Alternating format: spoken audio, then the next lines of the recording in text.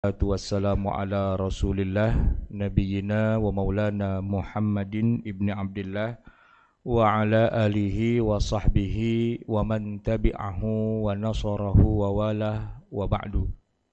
Hadirin jamaah yang dimuliakan Allah, alhamdulillah kita panjatkan puji syukur kehadirat Allah subhanahu wa ta'ala, dan juga salawat serta salam kita haturkan kepada junjungan kita Nabi Muhammad sallallahu alaihi wasallam. Masih dalam suasana Lebaran Idul Fitri, perkenankanlah saya mengucapkan taqabbalallahu minna wa minkum wa taqabbal ya karim. Kullu amin wa antum bi khair minal aidina wal faizin. Semoga Allah menerima semua amal-amal kita, mengampuni dosa-dosa kita, dan menjadikan tahun-tahun yang sudah berlalu menjadi penuh dengan ampunan, dan tahun-tahun yang akan datang menjadi penuh dengan keberkahan. Amin ya rabbal alamin.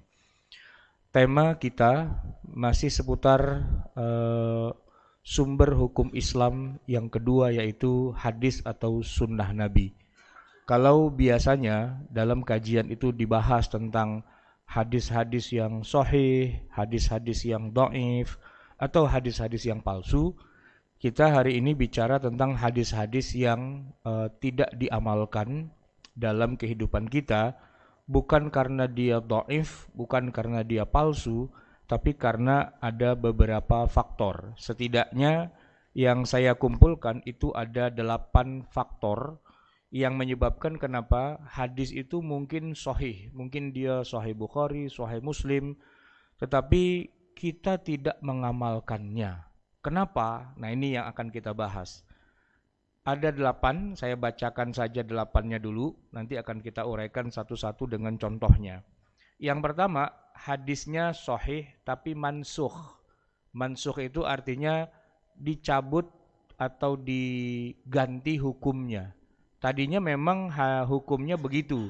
Misalnya hukumnya tadinya halal, kemudian Allah berkehendak dan berkeinginan untuk mengubah hukumnya, karena ini bagian dari proses penyempurnaan syariat. Yang tadinya halal berubah jadi haram, atau yang tadinya haram berubah jadi halal, macam-macam itu. Nah, itu waktu awalnya pakai hadis. Nabi bilang begini, begitu, begini, begitu, tapi kemudian beberapa tahun, berapa waktu kemudian oleh Allah diganti, maka datang lagi nanti, entah itu bentuknya hadis juga, ya, atau bisa juga dengan ayat-ayat Al-Quran dan yang lain-lainnya. Jadi intinya begini, ada hadis sahih tapi belum tentu kita pakai. Apa sebabnya? Nomor 1, boleh jadi hadisnya mansukh, itu nomor 1. Yang kedua, ada hadis sahih tapi nggak kita pakai. Kenapa? Karena boleh jadi dia masuk dalam kategori sunnah yang tidak ada kaitannya dengan syariah. Disebut dengan istilah sunnah ghairu tasyri'iyah, sunnah yang tidak ada kaitannya dengan syariah. Sunnah itu kan perbuatan Nabi, perkataan Nabi gitu kan, tapi ini nggak ada kaitannya dengan hukum-hukum syariah, maka disebut sunnah ghairu tasyri'iyah. Nomor 3, hadisnya mungkin saja sahih tapi beda konteks. Ketika Nabi ngomongnya itu konteksnya apa, dan kita konteksnya beda lagi, sehingga apa yang Nabi katakan atau yang Nabi perbuat itu tidak bisa diterapkan karena konteksnya yang berbeda. Dan nomor 4, boleh jadi hadisnya sahih tapi maksudnya Nabi bukan ke sana, gitu ya. Lalu oleh kita seringkali hadis itu dipaksa untuk menjawab satu masalah yang sebenarnya Nabi tidak memaksudkan menjawab satu masalah itu. Beliau lagi ngomongin apa yang lain, cuman kebetulan kok kayaknya cocok nih, lalu dipakai, di copy paste buat dalil-dalil yang ada di kita sekarang. Nah, itu tidak tepat, tidak sesuai karena bukan pada tempatnya. Kalau yang tadi konteksnya berbeda, nah ini bukan pada tempatnya, maksudnya begini, ini bukan dalil untuk satu masalah. Misalnya kita lagi ngomongin masalah sholat tarawih, lalu kemudian dia pakai dalil yang sebenarnya bukan dalil sholat tarawih, dalil untuk sholat tahajud, tapi dipaksa untuk tarawih, sehingga jadi nggak matching. Atau yang nomor 5, ini Pak, hadisnya sahih, tapi ternyata hadis yang sahih ini punya teman-teman juga, maksudnya teman-temannya itu sesama hadis juga, sama-sama sahihnya, tapi antara satu hadis dengan hadis yang lain itu bentrok, nggak nyambung. Maksudnya justru memberikan penjelasan yang malah bertentangan. Kita kan begini Pak, kalau ada hadis yang satu sahih, yang satu tidak sahih, itu enak Pak, gampang. Yang tidak sahih kita buang, yang kita pakai yang sahihnya, kan gitu ya. Cuman kalau dua-duanya sahih, itu kita pakai yang mana? Nah itu yang jadi masalah. Mungkin ada yang bertanya, emang ada hadis yang sama-sama sahihnya tapi kok bertentangan? Bukan ada lagi Pak, justru itu yang paling banyak.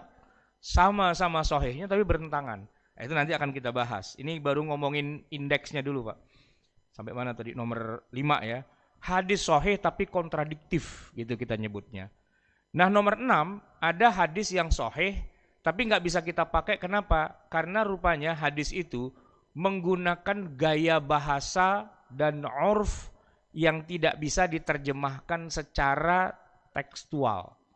Nah, ngomongnya itu kayak berapi-api, semangat apa segala macam, kayak begitu itu. Kalau kita terjemahkan, ternyata nggak cocok ini untuk diambil hukumnya seperti yang Nabi ucapkan. Itu banyak Pak. Nabi sering mengucapkan hal-hal yang mungkin rada-rada hiperbol gitu ya, bahasanya ketinggian, kejauhan dan sebagainya, yang kalau orang di masa Nabi sih paham itu maksudnya. Cuman kita kan terbentang jarak nih antara kita dengan Rasulullah, jarak waktu, jarak zaman gitu ya, yang bahkan juga jarak budaya dan bahasa juga tentunya. Ternyata itu kata-kata Nabi kayak gitu tuh kalau kita terjemahkan pakai kamus, itu artinya jadi kacau. Jadi nggak sesuai dengan agama Islam itu sendiri kalau diterjemahkan secara harfiah. Nah, tentu harus diterjemahkan sesuai dengan gaya bahasanya itu. Mungkin bahasanya kemana tapi nanti maksudnya kemana. Nah itu nomor 6. Nomor 7, begini. Boleh jadi di dalam suatu hadis yang sahih kelihatannya tuh ngomongnya kemana gitu ya. Padahal sebenarnya kita tahu di dalamnya itu ada ilat yang menjadi penyebab kenapa diharamkan, kenapa dihalalkan. Sehingga bahasa hadis itu sama sekali nggak ngomongin poin intinya tuh apa.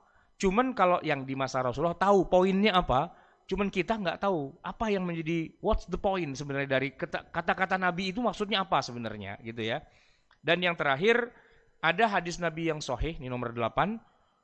Tapi itu berlaku hanya khusus buat diri Nabi Muhammad pribadi, tidak berlaku buat kita. Beliau berlaku hukum itu. Jadi ini kan sunnah yang tidak boleh kita amalkan justru karena haram. Nah, jamaah sekalian, kita akan coba bahas satu persatu dari 8 itu ya. Jadi judul besarnya adalah sunnah-sunnah yang tidak diamalkan. Ya, yang pertama bicara tentang ya ini dia. Dia adalah hadisnya sahih ya, dilakukan di zaman Nabi, dipraktekkan dan berjalan selama beberapa waktu, tapi kemudian dibatalkan.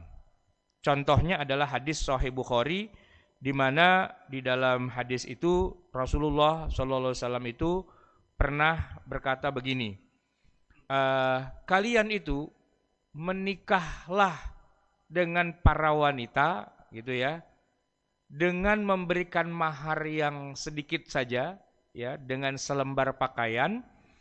Dan dalam waktu yang sementara saja, ila ajalin, sampai waktu yang terbatas, sehari, 2 hari, seminggu, 2 minggu.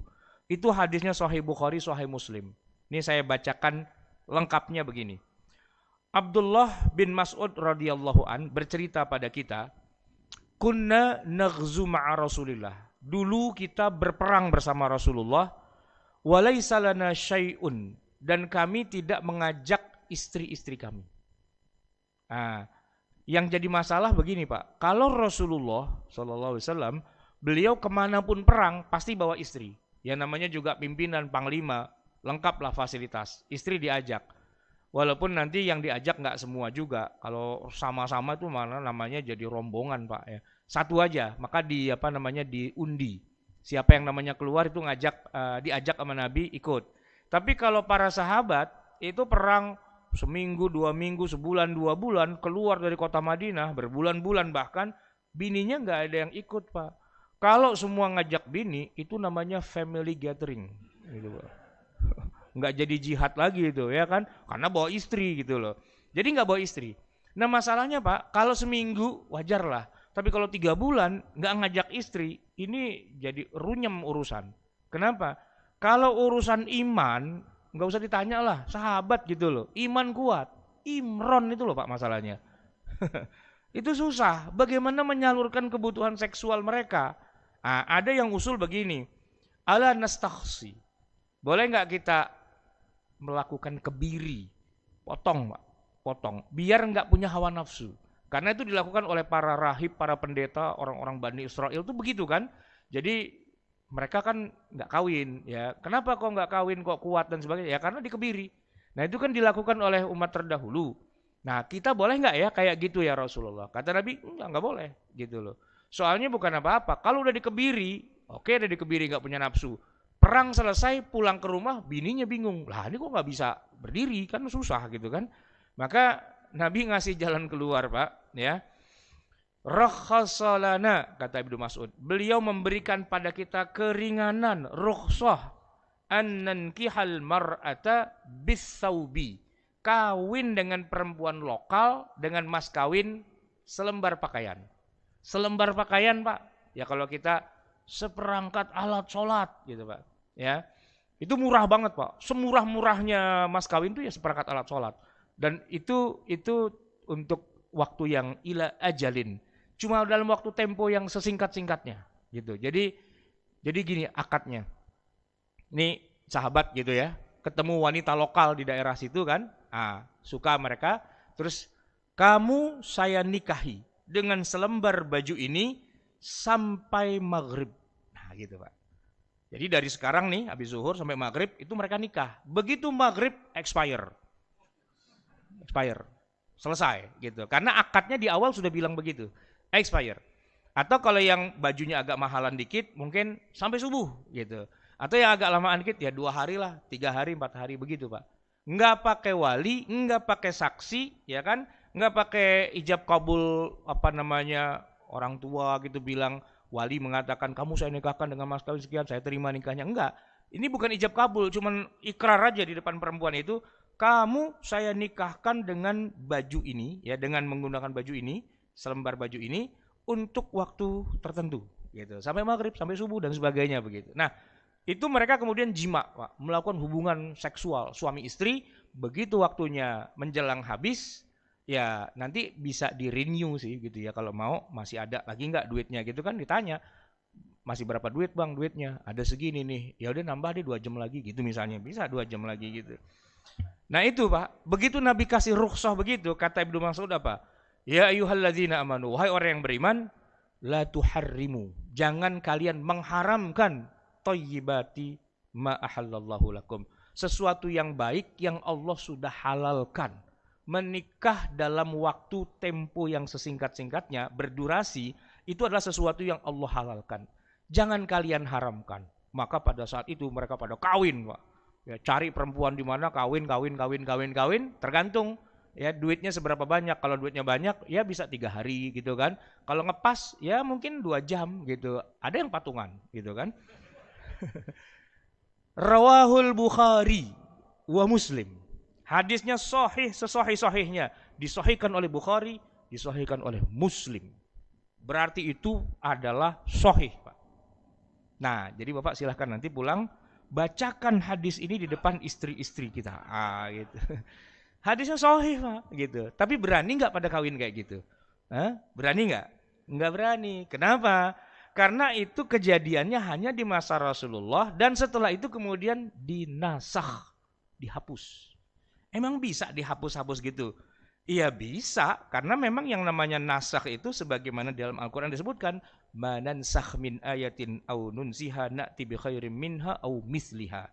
Maka dengan hadis yang lain kemudian datang sebuah kabar dari Rasulullah, anna Rasulullah sallallahu alaihi wasallam naha an mut'atin nisa'i yauma Khaibar.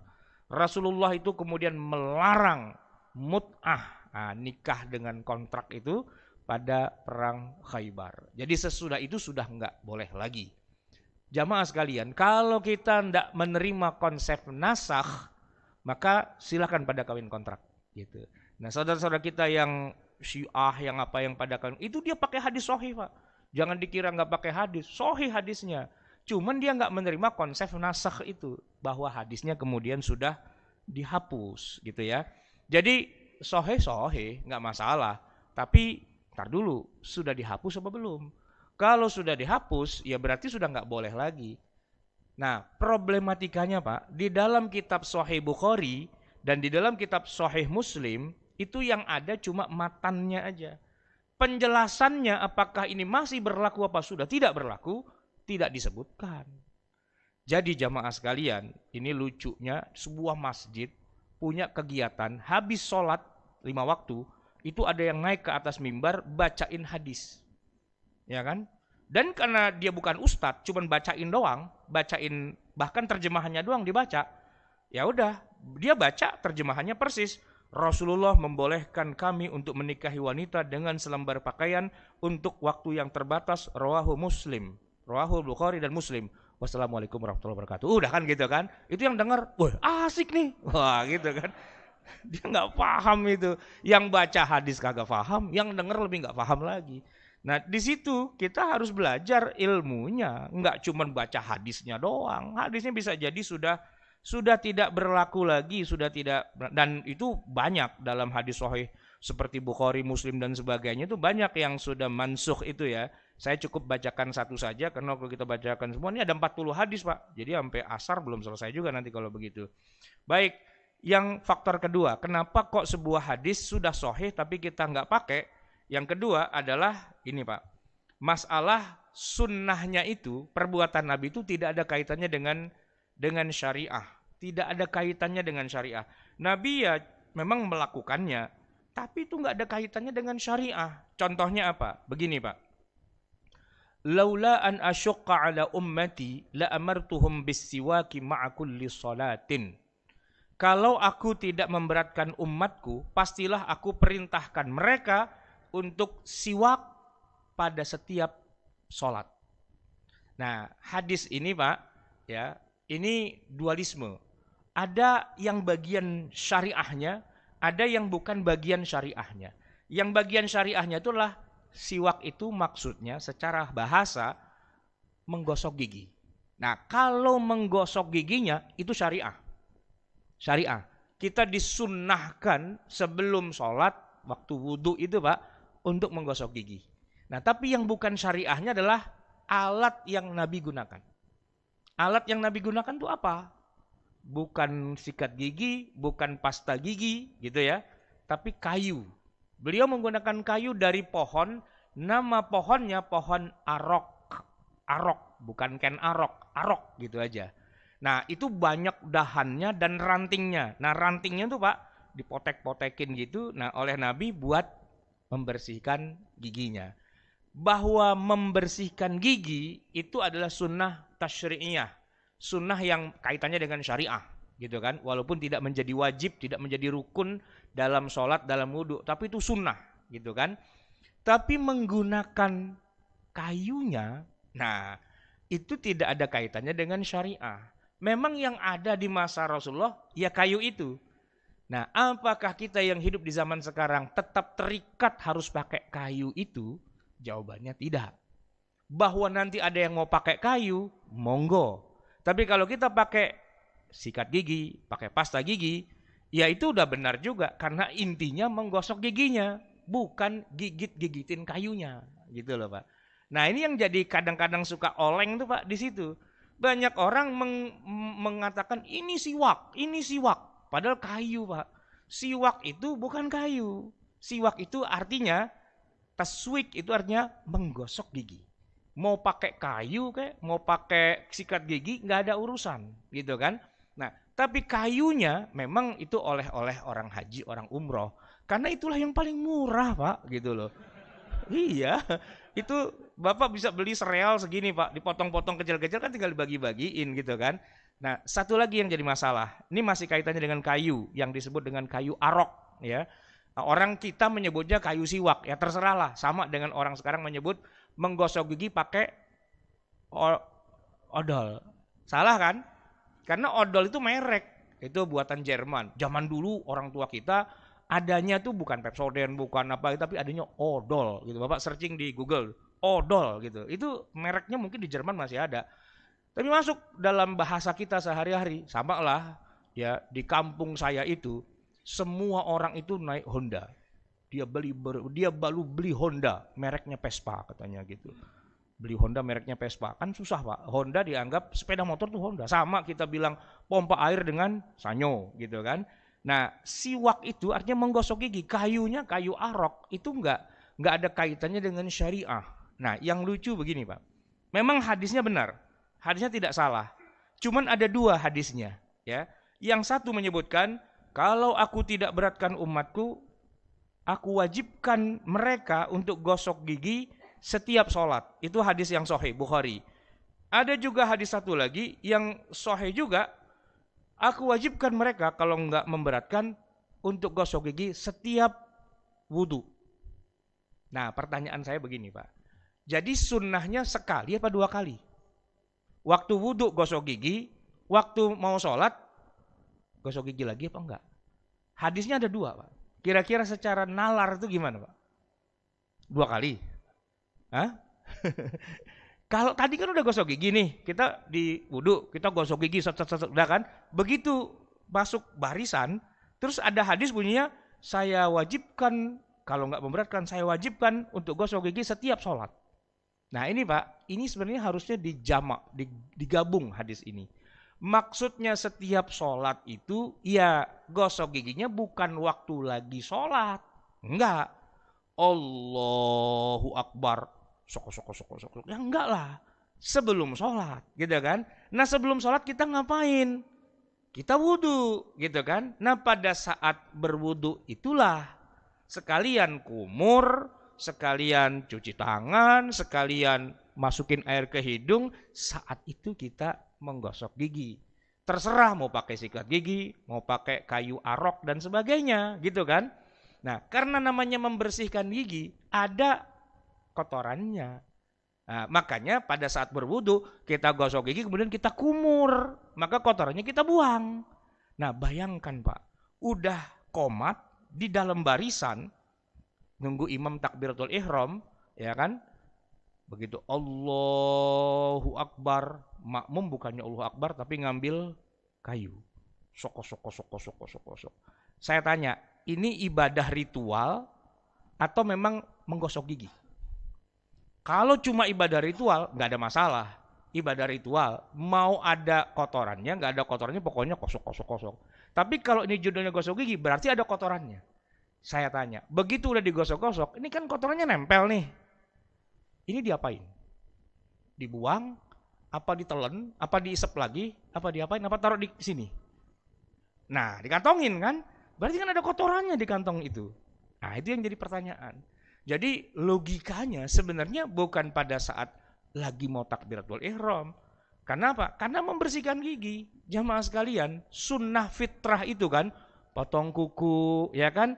Bulu ketiak, bulu kemaluan, ya kan? Semua itu kan sunnah.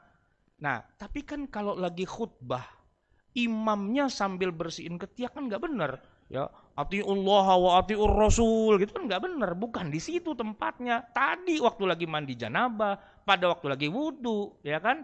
Nah, lebih parah lagi kalau jamaahnya sambil nyukur bulu kemaluan, ya kan. Atiullah, nah nggak benar juga gitu, nggak pada tempatnya.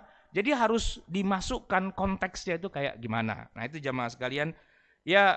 Paling enggak kita memahami bahwa yang namanya sunnah Rasulullah itu ya harus difahami konteksnya juga. Nah, yang ketiga, nih Pak,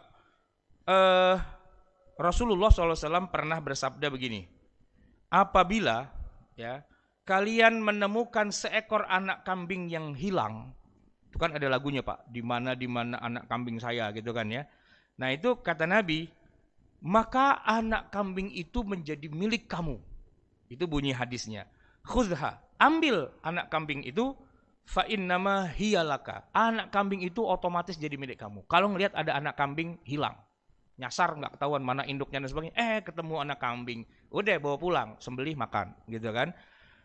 Fa innaha hiyalaka, ini adalah milik kamu. Kalau nggak kamu ambil, maka itu akan diambil sama saudara kamu, ya orang lain, atau akan diterkam oleh serigala. Nah, gitu.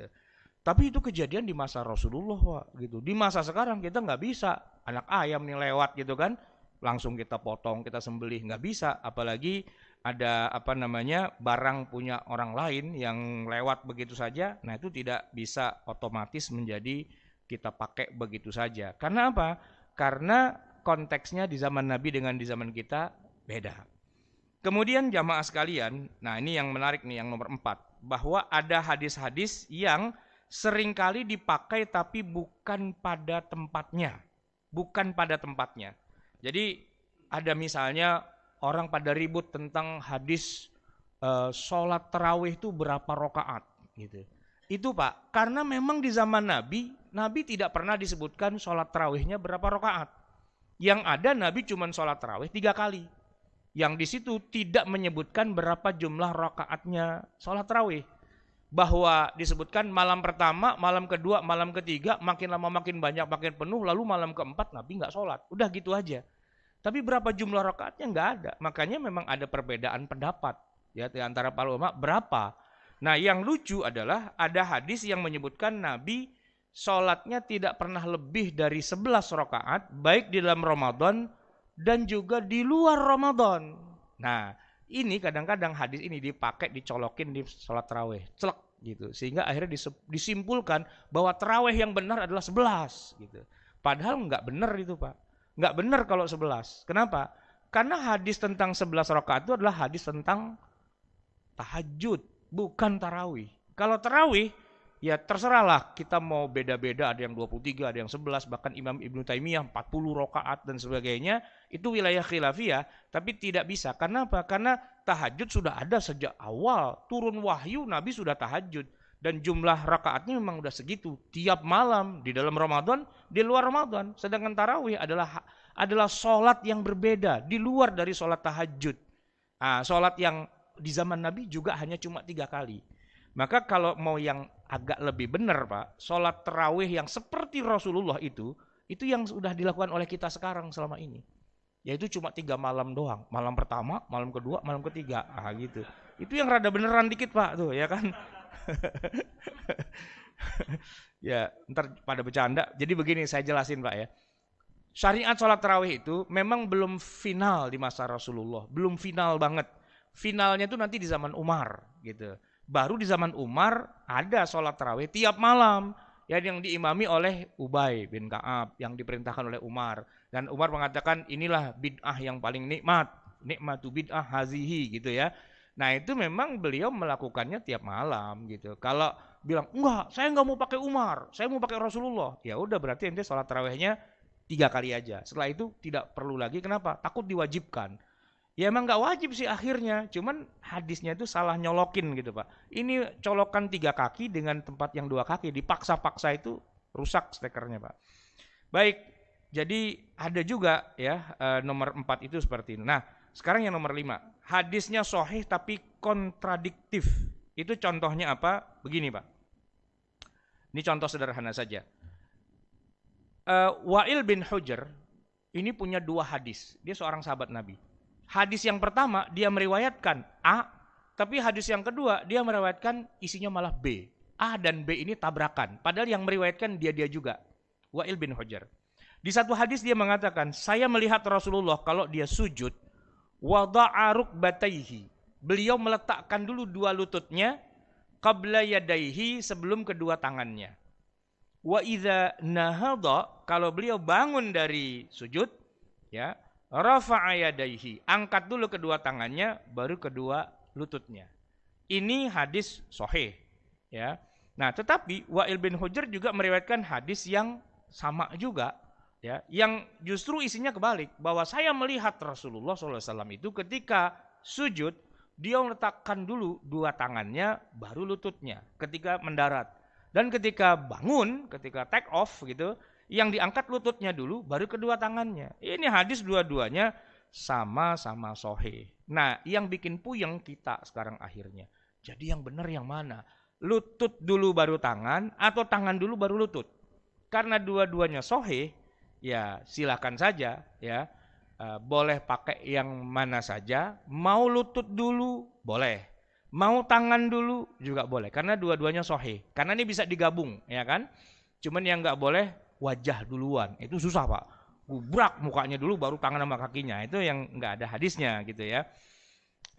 Kemudian nanti ada hadis juga yang bertentangan juga tentang terkait masalah eh, ketika sholat, ya, Rasulullah disebut-sebut beliau mengeraskan bacaan Bismillah di awal, Allahu Akbar, baca doa iftitah, kemudian mengeraskan bacaan Bismillahirrahmanirrahim, Alhamdulillahirrahmanirrahim. Itu hadisnya sahih. Kemudian ada lagi hadis yang lain yang menyebutkan saya sholat di belakang Rasulullah nggak pernah seumur-umur dengar beliau baca Bismillah. Nah ini dua-duanya hadis sahih Pak. Nah itu nanti nggak bisa disatukan ya. Kalau kita lihat nanti dalam penjelasannya, dua mazhab besar Syafi'i dan Hambali itu masing-masing memilih salah satunya. Kalau Syafi'i pakai hadis yang menjaharkan bacaan Bismillah, karena Bismillah bagian dari Fatihah, tidak ada urusan Bismillahnya kemudian dibaca sir, itu nggak ada alasannya. Ya dibaca dengan jahar, dengan keras. Sementara mazhab Hambali pakai hadis yang tadi, yang menyebutkan bahwa para sahabat itu saya nggak pernah dengar Nabi baca Bismillah, gitu kan? Nah, dalam hal ini mazhab Hambali bikin campuran dari dua hal.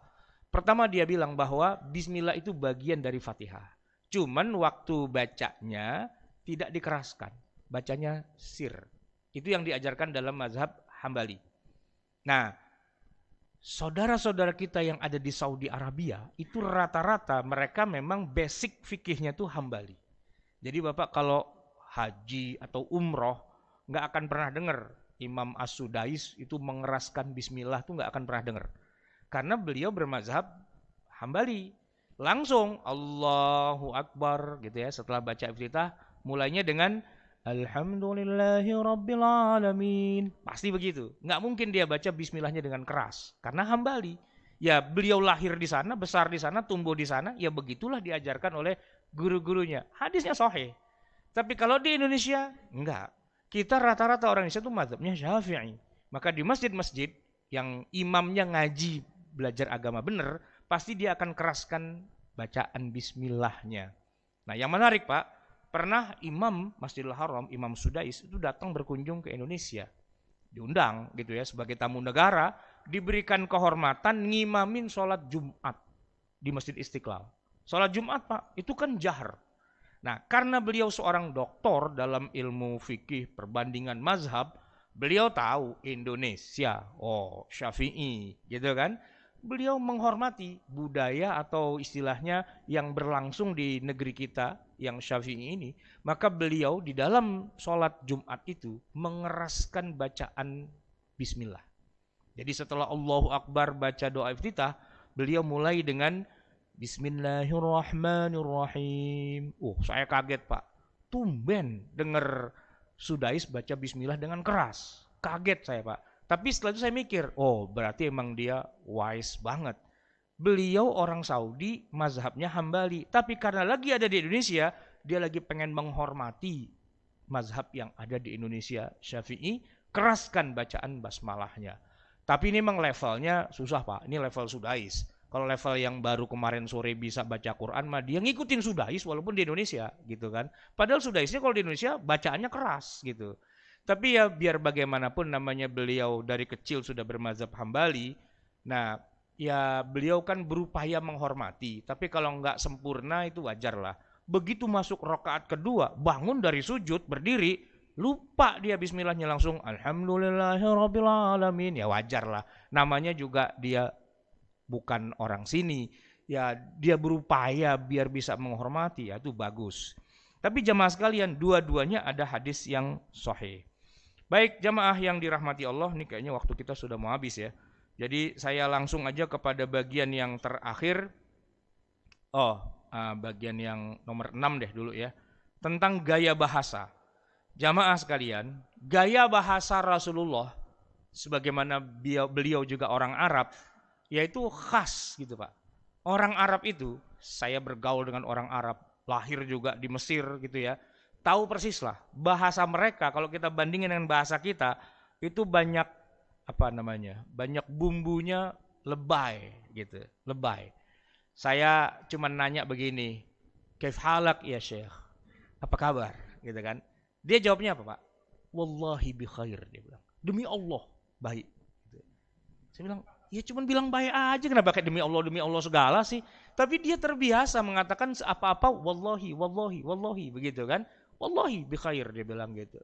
Nah, jangan tanya apa kabar keluarga atau istri, ditabok kita. Budayanya beda lagi. Apa lo nanya-nanya bini gua segala, mau selingkuh begitu. Nggak boleh.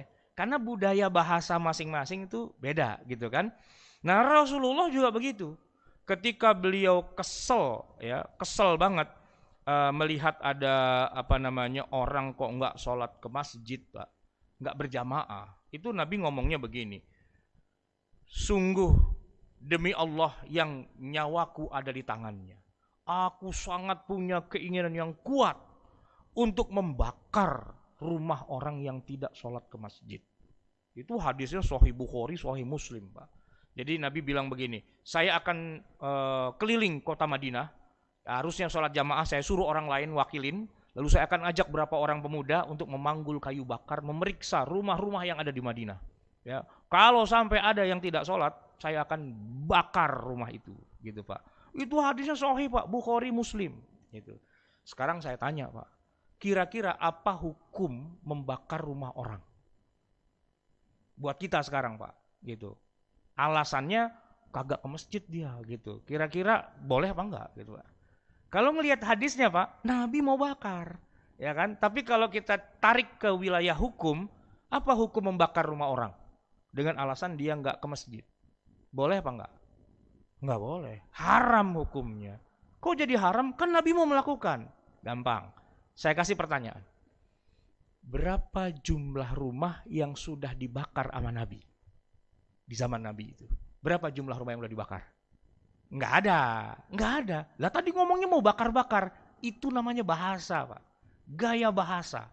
Kayak saya orang Betawi Pak, gaya bahasa kita nyablak, ngomong sekena beroknya sendiri. Yang orang lain, suku lain itu bisa jadi tersinggung nangis-nangis Pak. Lebaran datang keluarga saya dari Jogja, ya.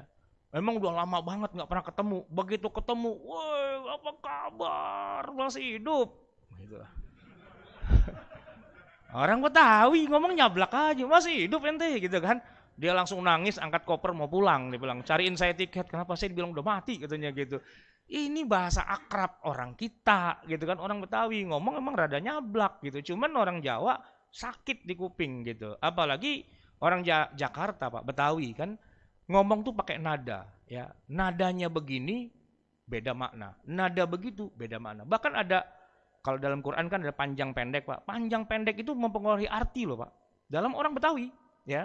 Jadi orang Jawa datang ke Jakarta. Dia mau nyari rumahnya Pak RT.